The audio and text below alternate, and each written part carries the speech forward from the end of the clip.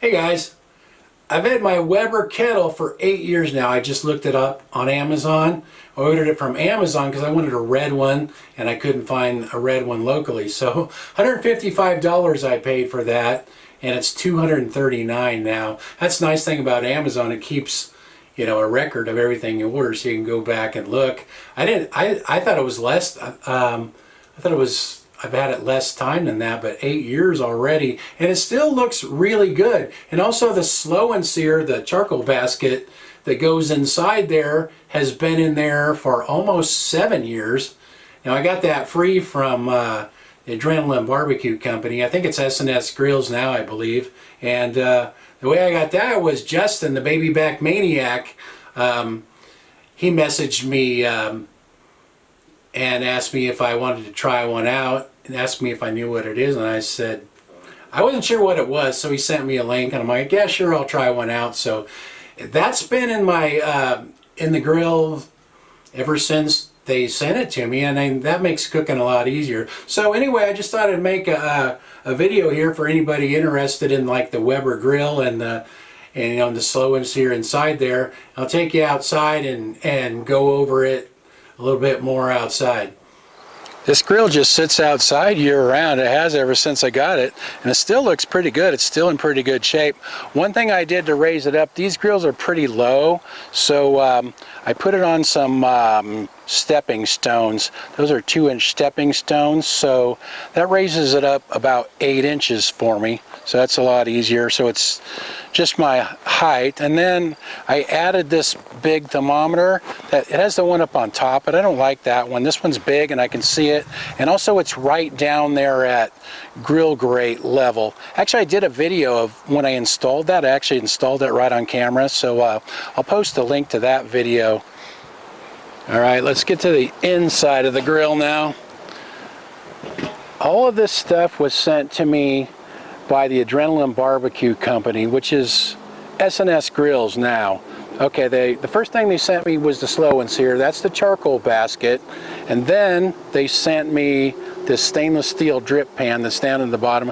And then they sent me this stainless steel grill grate, which is nice because it has a bigger opening, same size as the Slow and Sear, so you can add charcoal. And there's also another piece that snaps on there if you want the full grate, but I hardly ever use that because you can just spin the grate around, like if you want to sear meat and stuff.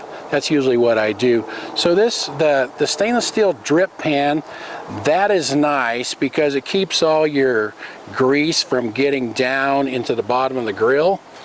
Because what happens when I first started, when I first bought this grill and was first using it on this channel,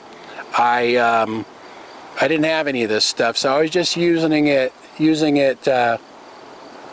just the way it comes. And what I didn't realize is when all that grease drips down into the bottom, it kind of gums up your vents. And then I had, like, sometimes in the wintertime, cold mornings, I couldn't even get it open. And what I had to do was build a little fire to get it warm enough that all that grease softened up, and then I could get it moving. And then I had to clean it all out.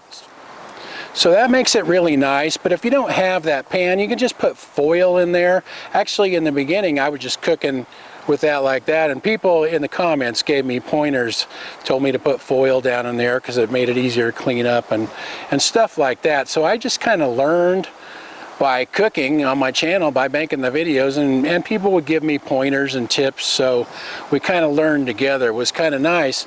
And so this is the Slow and Sear. It has a water reservoir, and that gives you moisture when you're slow cooking, like pulled pork and ribs. And then it is a little bit warped, but I do use lump charcoal all the time, so it gets pretty hot. It doesn't affect the cooking in any way. And I think the newer models might be a little different, so I don't know if they warp as bad anymore. This is one of the very first models, so I'm still I got to try them out, while they were still new. So, and I really like it. Now this one here, you can see you can lift the whole thing out.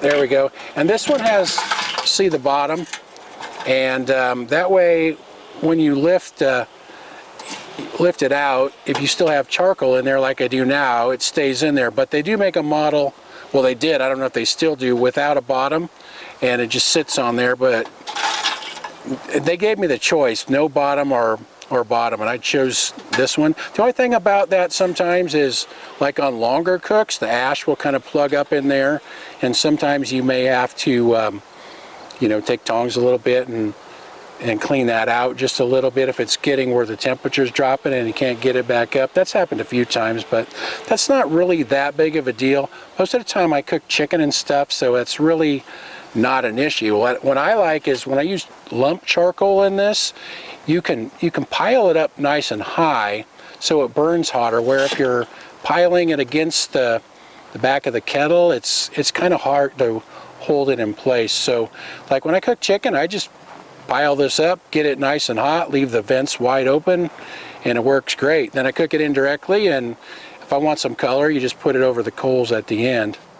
One other thing I forgot to mention is you can use that drip pan as a griddle. I was looking on Amazon to see if they still sold it, but look, that's me. I made that. That's from my video. Isn't that a good looking breakfast?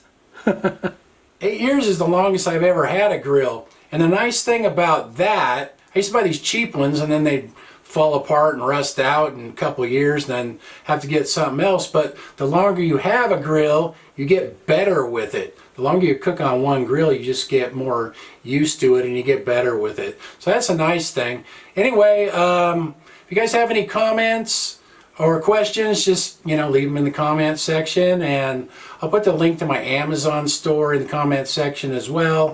I think it has all the Slow and Sear stuff in there if you want to take a look at that. Anyway, thanks for watching. See you guys next time.